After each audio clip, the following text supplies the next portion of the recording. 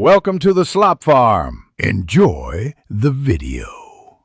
In this video, I will explain how to make yogurt with powdered milk. Start by combining 1 cup of powdered milk with 4 cups of water in a saucepan. Whisk this mixture thoroughly until the powdered milk is completely dissolved, ensuring no lumps remain. This forms the base for our delicious homemade yogurt. Remember, using clean utensils and a sanitized pot is crucial for a successful batch. Gently heat the milk mixture over medium heat, stirring occasionally until it reaches 180 degrees Fahrenheit. This step helps to denature the milk proteins, resulting in a thicker yogurt. After heating, remove the pan from the heat and let it cool down to 110 degrees Fahrenheit.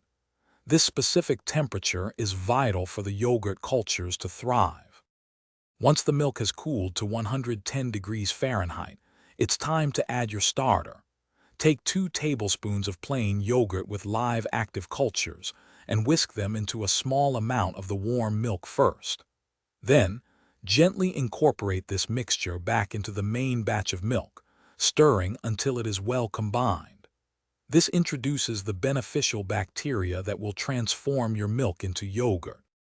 Now, transfer your inoculated milk to a clean container and incubate it at a consistent temperature of 110 degrees Fahrenheit for 6 to 12 hours.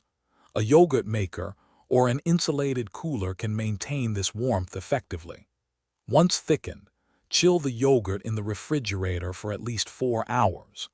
This chilling process stops fermentation and enhances the yogurt's texture and flavor. Thanks for watching. Consider subscribing if we helped you today.